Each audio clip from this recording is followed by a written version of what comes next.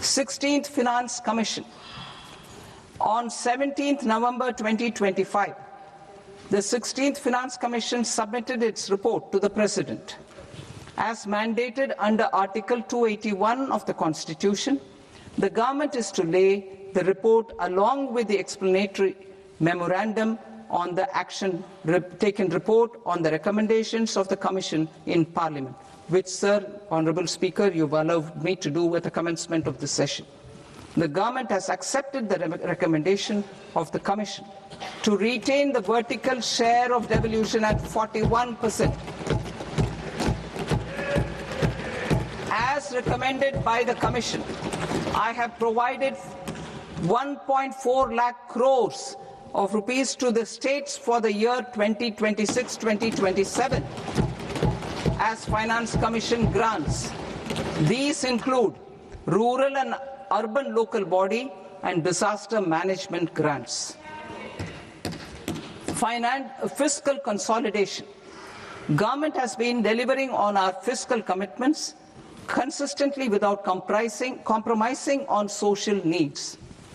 To strive towards accepted standards of fiscal management in Budget 25-26, I had indicated that the central government would target reaching a debt to GDP ratio of 50 plus or minus 1% by 2030-31. In line with this, the debt to GDP ratio is estimated to be 55.6% of GDP in BE 26-27, compared to 56.1% of GDP in RE 25-26. A declining debt to GDP ratio will gradually free up resources for priority sector lending and expenditure by reducing the outgo on interest payments. One of the main operational instruments for debt targeting is the fiscal deficit. I am happy to inform this august House that I fulfilled my commitment made in 2021-2022 to reduce fiscal deficit below 4.5% of GDP by 25-26. In RE 25-26, the fiscal deficit has been estimated at par with BE of 2025-26 at 4.4% of GDP. In line with the new fiscal prudence path of debt consolidation, the fiscal deficit in BE 26-27 is estimated to be 4.3% of the GDP.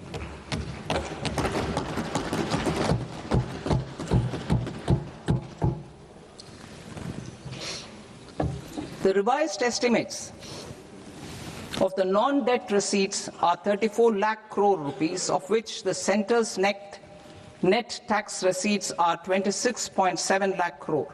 The revised estimate of the total expenditure is 49.6 lakh crore rupees, of which the capital expenditure is about 11 lakh crores.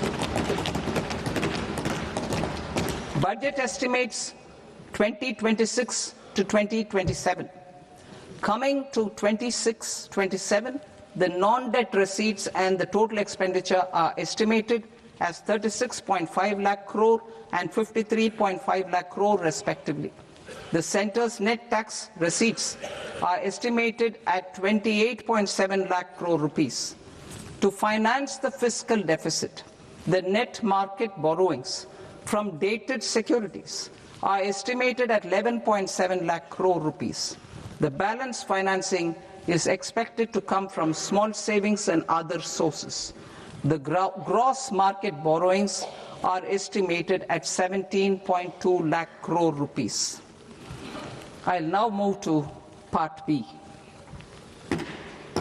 Part B, direct taxes.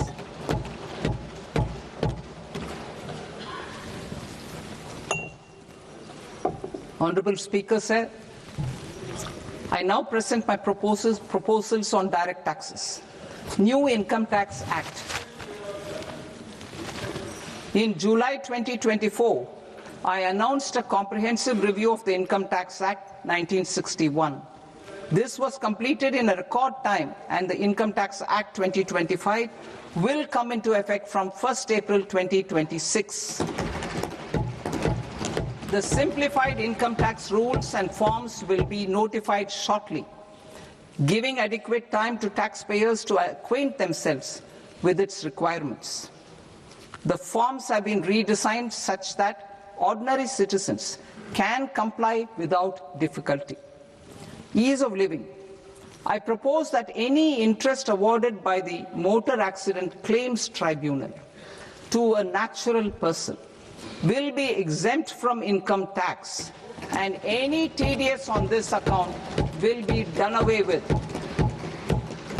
I propose to reduce TCS rate on the sale of overseas tour program package from the current 5% and 20% to 2% without any stipulation of amount.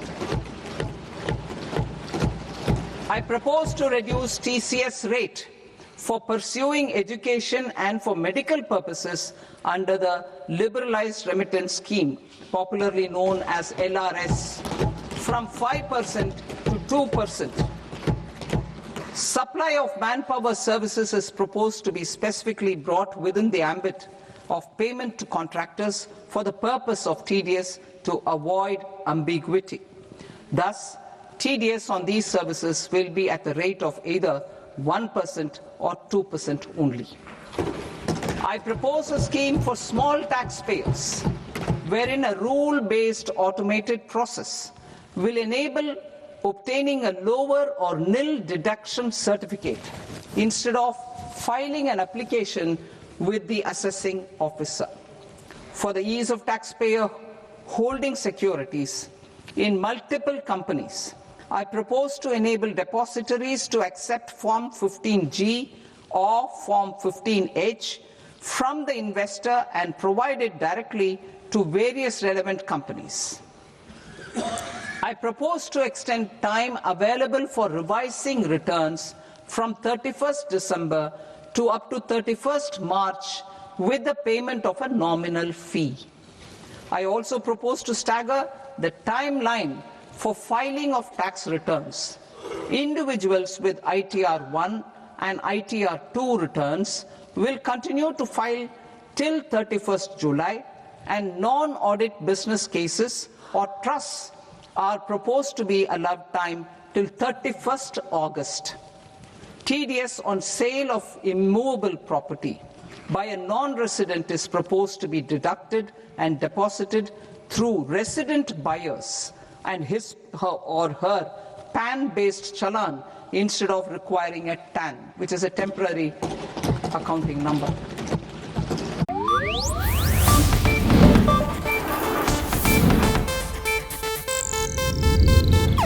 ಇದು Asianet news network ಪ್ರಸ್ತುತಿ.